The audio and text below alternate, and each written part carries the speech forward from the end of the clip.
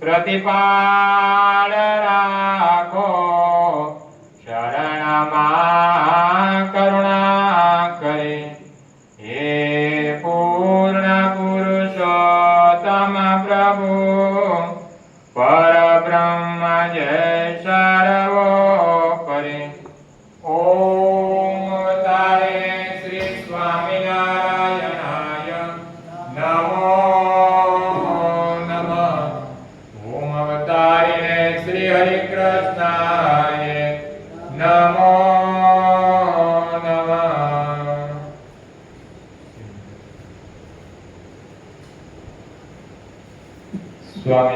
સ્વામિનારાયણ હરે, સ્વામિનારાયણ હરે. ચરિત્ર ચિંતામણી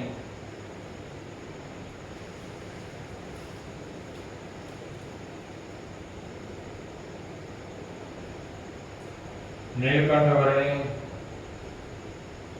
આશ્રમમાં બ્રહ્મચારી દિવસો નિગમે છે. તેમ નીચી ટેલ મળે તો માનજે મોટા ભાગ્ય જો.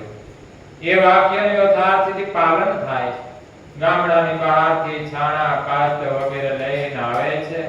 તીર્થવાસીઓ માટે રોટલા તૈયાર કરે છે, બ્રહ્મની વાતો કરે છે અને આશ્રમવાસીઓને યોગની પ્રક્રિયાઓ શીખવે છે. જ્ઞાનનો વિનિમય થાય છે. નદીના પ્રવાહની પેઠે કાર નિર્ગમન થયા કરે છે. મનમાં રામાનંદ સ્વામીના દર્શન કરવાની ઝંખના પ્રવૃત્તિ રહે છે. મુક્તાનંદ સ્વામી ધીરજ આપે છે, પણ દર્શનાભિલાષી નીલકંઠ વર્ણીનો આત્મા અતિ અકળાય છે. રામાનંદ સ્વામી અત્રે ન પધારે તો હું જ્યાં તે છે ત્યાં જાઉં એમ ઉતરે છે. નયને નીર વહે છે.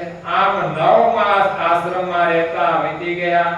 મુક્તાનંદ સ્વામી રામાનંદ સ્વામીને બોલાવવા પત્ર લખે છે. તેમાં બાળ બ્રહ્મચારીના રૂપ, લાવણ્ય, વૈરાગ અને કલ્યાણકારી ગુણો વગેરેનું વર્ણન કરેલું છે. નીલકંઠ વર્ણી પણ પત્ર લખે છે. આ બંને પત્રો મયારામ ભટ્ટને મુક્તાનંદ સ્વામી આપે છે અને ગરુડના વેગે મયારામ ભટ્ટ ભુજનગર જાય છે. નીલકંઠ વર્ણી વન વિચરણ કરી 7 વર્ષ સુધી વનમાં કરી અને લોજમાં આવ્યા. ત્યાં મોટેરા મુક્તાનંદ સ્વામી હતા. ત્યાં આશ્રમ હતો અને 50 સાધુ રહેતા. પછી એને અમુક પ્રશ્ન પૂછ્યા.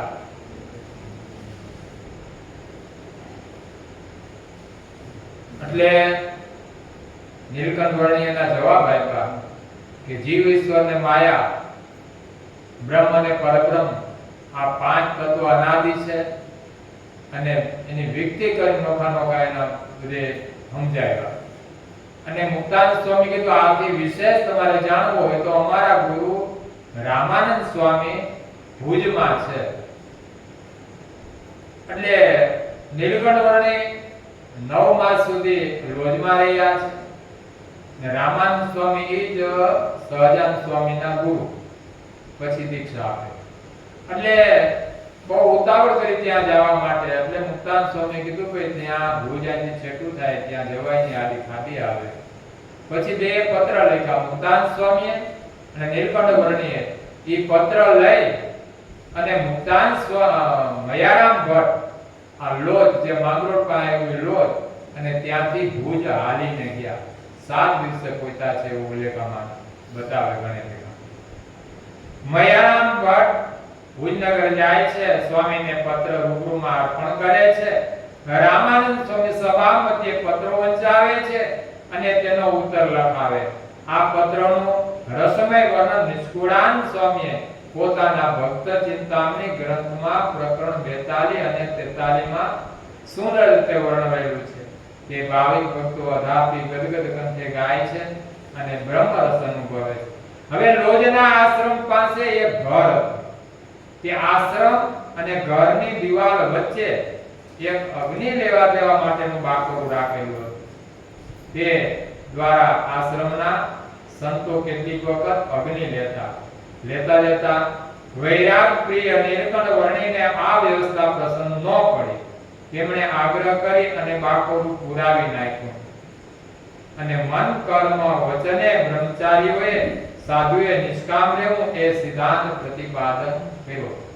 હજુ કોઈ લોજ જાઓ તો મંદિર છે, મંદિરની બાજુમાં આની કોઈ હજી પ્રસાદીનો એક દિવાલમાં બાકોરું છે રાખેલું છે. બાકોરું મુકામે અહીંયા આશ્રમ હતો, બાજુમાં ગ્રસ્તાશ્રમ જતા એટલે અગ્નિ એના વખતમાં આપણે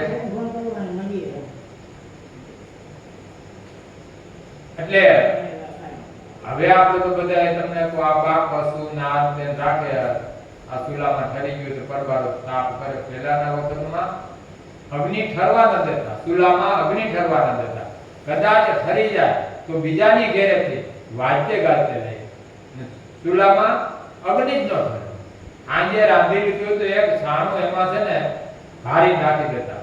આખી એક છાણું હોય કે હવારે રાખ ખપોરે તો મારી પર અગ્નિ હોય. એટલે આ બાકો એક દિવાલમાં અગ્નિને લેવા દેવા માટેનું રાખ્યું. એટલે નીલકંઠ વર્ણીએ ત્યાં જઈ અને મુક્તાનંદ સ્વામી બીજા 50 સાધુઓને કીધું આ બંધ કરો. આપણા ત્યાગી માટે આ સારું નહીં. તમે ભલે અહીંથી દેવતા લેતા હો પણ એ બાકો હજી અત્યારે અહીંયા દિવાલમાં ગોખલો છે પ્રસાદીનો. યુવાન વર્ણીએ સાધુઓ પર ઉત્તમ વૈરાગ્ય, ચારિત્ર અને બ્રહ્મચર્યની છાપ પાડી ને આવા ગુણો જોઈ આખું સત્સંગ મંડળ નીલકંઠના વચન માનવામાં કટિબદ્ધ થયું અને પ્રેમ વધ્યો.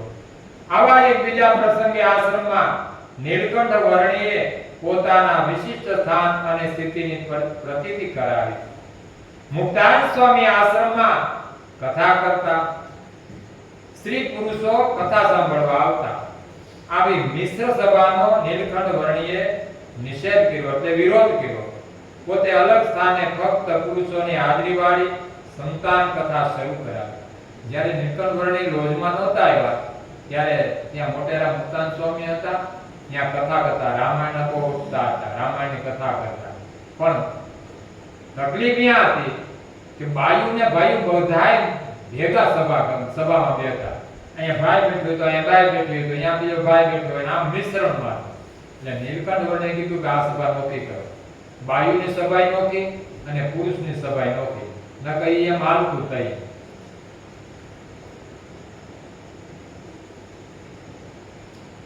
અને મુક્તાનંદ સ્વામીની કથામાંથી એક એક કરી પુરુષ શ્રોતાઓ વર્ણીની કથામાં બેસવા આવ્યા. મુક્તાનંદ સ્વામી પરિસ્થિતિ પામી ગયા. નીલકંઠ વર્ણીના વાંધાને શિરોધાર્ય કરી પોથી બાંધી દઈ નીલકંઠ વર્ણીની જ્યાં કથા ચાલતી હતી ત્યાં આવી અને બેઠા. ત્યારથી વર્ણીની બાંધેલ આ પ્રથા સ્વામિનારાયણ સંપ્રદાયમાં અધાપી પર્યંત ચાલુ છે. સ્ત્રીઓ અને પુરુષોની સભા અલગ જ થાય છે. લોજ પાસે પીપલા ગામ આવેલ. લોજથી ઘણું છેટું થાય છે. કચ્છમાંથી નીકળી રામાનંદ સ્વામી આ ગામમાં આવી પહોંચ્યા. કુંવરજી વિપ્રને લોજ મોકલી. નીલકંઠ વર્ણીને ત્યાં સંત મંડળીને બોલાવી. નીલકંઠ બ્રહ્મચારી, મુક્તાનંદ સ્વામી, દેવાનંદ દંડી, અગતરાયના નિરાવરણ દ્રષ્ટિવાળા પર્વતભાઈ, જેઠા ભક્ત પીપલાના આવી પહોંચ્યા. વિસનગરા નાગર નરસિંહ મહેતાને ત્યાં રામાનંદ સ્વામીનો મુકામ હતો. નીલકંઠ વર્ણીએ સ્વામીને દંડવત નમસ્કાર કર્યા અને કહ્યું, હે સ્વામી, તમે કૃષ્ણની ભક્તિ આ સમયમાં પ્રવર્તાવેલી છે. આપના દર્શન કરી અને કૃતાર્થ થયેલો છું. રામાનંદ સ્વામીએ નીલકંઠ વર્ણીને કુલ, જાત, ઉપાસના વગેરે પૂછતા યથાશક્તિ વર્ણીએ કહી અને જણાવી. રામાનંદ સ્વામી પ્રસન્નતાને પામ્યા કે હે વર્ણી, તમે તો અમારા છો. તમારા પિતા આ માતા અમારા તરફથી ત્યાગમાં ભાગવતી દીક્ષાને પામ્યા હતા. જે રામાનંદ સ્વામી હતા, જ્યારે નીલકંઠ વર્ણી નું પ્રાગટ્ય નહોતું થયું ત્યારે એના માતા પિતા ધર્મદેવ ને ભક્તિ માતા પ્રયાગમાં ભેગા થયા રામાનંદ સ્વામીને, જે આપણે અલ્હાબાદ અટાણે કહેવાય અને પછી એનું નામ અત્યારે પ્રયાગ રાખ્યું. વર્ષો પહેલા પ્રયાગ જ હતું પણ સમય અનુસાર અલ્હાબાદ રાખવું. ત્યાં રોડ ને કાંઠે જ્યાં ધર્મદેવ ને ભક્તિ માતા અને રામાનંદ સ્વામી મળેલા છે, ત્યાં રોડ ને કાંઠે 3 શિખરો અત્યારે મંદિર છે. જ્યાંનો મેળાપ થયો ત્યાં કોઈ જાય પ્રયાગમાં તો મંદિર દર્શન કરજો.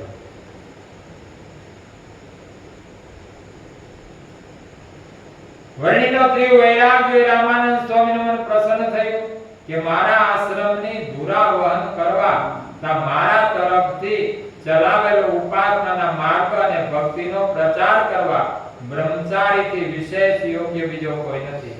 એ મનમાં નીચે કર્યો. રામાનંદ સ્વામીએ પોતાના શિષ્ય મંડળને નિખાલસપણે જાહેર કર્યું કે હું તો પ્રથમથી કહેતો આવ્યો છું કે હું તો ડુગડુગીનો વગાડનારો છું, પણ ખરો રમનાર નટ તો પાછળ આવે છે. તે જ આ નીલકંઠ બ્રહ્મચારી છે.